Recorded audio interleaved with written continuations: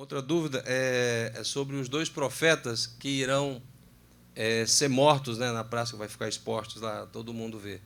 Esses dois profetas, eu já ouvi muitos dizer que eles não teriam que ter falecido, descido à sepultura, como Moisés desceu.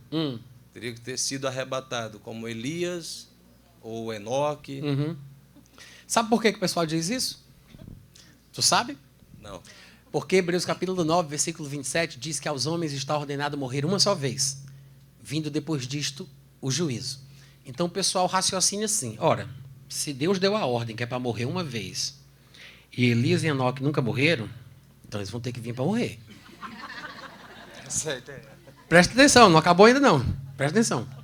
O pessoal diz assim, então eles vão ter que vir para morrer, porque está ordenado aos homens para morrerem. Aí eles vão procurando, aí dizem, não, Elias e Enoque se encaixam aí no perfil, aí concluem dessa forma. Primeira coisa, a Bíblia diz que Enoque foi tomado para Deus, Deus o levou para si para que ele não visse a morte. Se Deus tirou o homem para não ver a morte, a gente vai querer matar ele agora? Não. Né? Então, assim, se Deus o tomou para que ele não visse a morte. Outra coisa, quando Hebreus 9, 27 diz que aos homens está ordenado morrerem uma só vez, vindo depois disto o juízo, será que é essa a interpretação que a gente tem que tirar do versículo? Porque se fosse assim, né, ao pé da letra, dessa forma tão rígida, também teríamos um problema. Porque só Jesus, no ministério dele, fez pessoas morrerem duas vezes. Porque ele ressuscitou Jairo, a filha de Jairo, Lázaro e o filho da viúva de Naim. Então essas pessoas morreram, ressuscitaram e morreram de novo. Não é para morrer só uma? Então, já não tem muito sentido, né? E em relação a Moisés, porque a dúvida não é Moisés e Elias, a dúvida é Moisés. O pessoal aceita Elias, né? Elias e Enoque, mas Moisés, o pessoal... porque ele morreu, né? Então tem esse problema. Só que tem um detalhe aí. Em primeiro lugar, a gente tem... Só para deixar isso claro, a gente tem certeza que Elias será uma das testemunhas e um dos profetas, porque Jesus disse isso, tá? Lá em Mateus 17, Jesus sobe com aqueles 3 discípulos para o Monte da Transfiguração. Aí eles veem Moisés e Elias, aí quando eles descem do monte, eu não sei se vocês lembram, talvez não esteja no texto de Mateus 17, eu acho que está em Marcos 9, mas é o mesmo episódio registrado de uma forma diferente. Então, eu acho que é em Marcos 9, os discípulos perguntam para Jesus uma coisa curiosa, eles dizem assim, Senhor, os escribas, os estudiosos aí da lei, os eruditos, eles dizem que Elias tinha que vir primeiro. Ou seja, por que eles estão fazendo essa pergunta? Porque primeiro eles conheceram Jesus, né? João Batista apareceu batizando na água para tornar Jesus conhecido do povo de Israel. Aí Jesus aparece, os discípulos estão lá. Aí João fala, eis aí o Cordeiro de Deus que tira o pecado do mundo. Inclusive discípulos de João foram conversar com ele e João disse, não, sigam ele, porque ele é o que haveria de vir. E aí eles viram Jesus aparecer e até então ninguém tinha visto Elias. Aí quando chega lá na frente, já pertinho da morte de Jesus, aí eles vão para o Monte da Transfiguração e Elias aparece. Na cabeça deles, Jesus veio primeiro, Elias veio depois, né? Aí eles dizem assim, por que os escribas diziam que Elias tinha que vir primeiro? Porque na cabeça deles, eles só viram Elias depois de conhecerem Jesus. Aí Jesus diz assim, essa é a explicação. Ele diz, de fato, Elias virá primeiro, apontando para o futuro, e restaurará todas as coisas, vírgula, mas se o quereis reconhecer, para esta primeira vinda, não está lá, mas eu estou acrescentando aqui para explicar, mas se o quereis reconhecer, ele é João Batista. Ou seja, para a primeira vinda, João Batista atuava na unção, na função, no espírito de Elias, né? E aí veio primeiro Elias, ou seja, João Batista, e depois Jesus. Mas no futuro, Jesus garantiu, ele virá primeiro.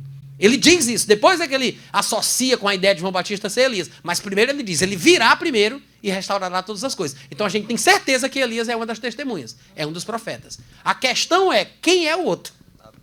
Eu voto em Moisés. Por quê? Por quê? Primeiro, vai ser um momento especial em que Deus voltará a tratar com a nação de Israel diretamente e através da nação de Israel ele vai tratar com o povo das outras nações, o povo do mundo.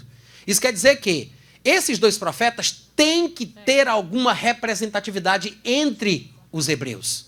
Enoque, quando esteve na terra como profeta, não existia a nação judaica. Não existia o povo hebreu. Ele viveu numa época muito antes de Abraão, Isaac e Jacó. Então, Enoque não tem representatividade profética para o povo judeu. Tem a sua importância, tem a sua relevância, mas não como os pré-requisitos daquele período exigem. Moisés é o profeta de todos os tempos, né? O legislador que também era profeta. Às vezes a gente esquece disso, mas ele era profeta.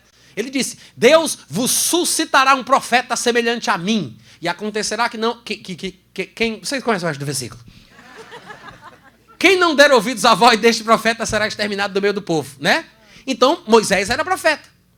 Só que, dos outros profetas, tirando Moisés, Elias é o que mais se destaca. Então, são os dois maiores representantes dos profetas do povo de Israel. Então, faz sentido que sejam os dois. E não por acaso, está lá no Monte da Transfiguração quem? Enoque e Elias, por acaso? Não.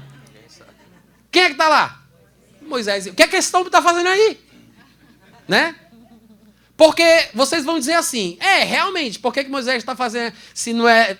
Só que tem um pequeno detalhe. A morte de Moisés é um negócio estranho. É um estranho. Eu não estou dizendo que Moisés foi arrebatado aos céus antes de ver a morte. Eu não estou dizendo isso, porque tem livros apócrifos e há segmentos cristãos que defendem essa ideia, a Assunção de Moisés. Tem um livro chamado A Assunção de Moisés, para quem não sabe. Eu não estou dizendo isso. Nem estou dizendo que ele morreu e ressuscitou. Eu não sei o que foi que aconteceu com o homem, não. Mas tem uma coisa estranha ali. Porque a Bíblia diz que foi Deus que o sepultou. O que isso significa, eu não tenho a menor ideia. Só sei que isso subentende-se que ninguém mais viu Moisés. Porque se ele morreu e estava perto do povo, o povo viu Moisés. Então não tinha como Deus sepultar, porque o povo estava em cima. O momento que ele morreu e que ele foi sepultado por Deus é o momento em que ele não estava junto com o povo. Então ninguém viu mais Moisés depois da última vez que o viu vivo. O que aconteceu com ele? Não sei. Mas a Bíblia diz que teve uma briga entre Miguel e Satanás pelo corpo de Moisés. Aí, o que é que a teologia ensina? Que estavam brigando pelo corpo morto de Moisés.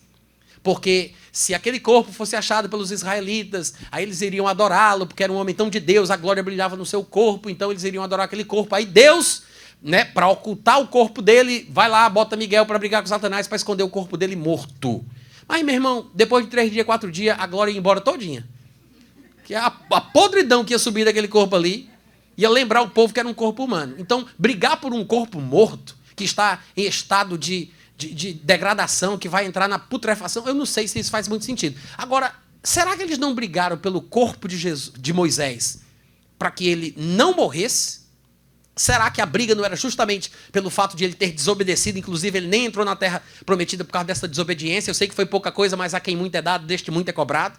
Então, será que eles não lutavam justamente por causa disso? Satanás reivindicando um direito legal de levá-lo, e aí Miguel lutando pelo corpo dele, justamente para não perecer? Não sei.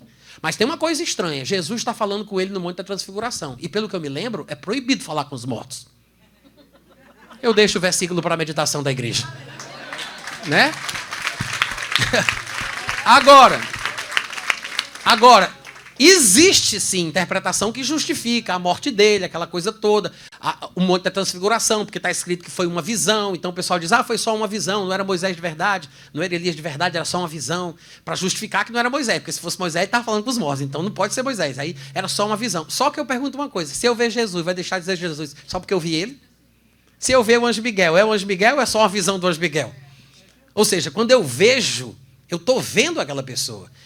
Eu não sei, gente, tá? Depois que vocês descobrirem, vocês me contam aí. Eu estou só desabafando. Amém. Fala.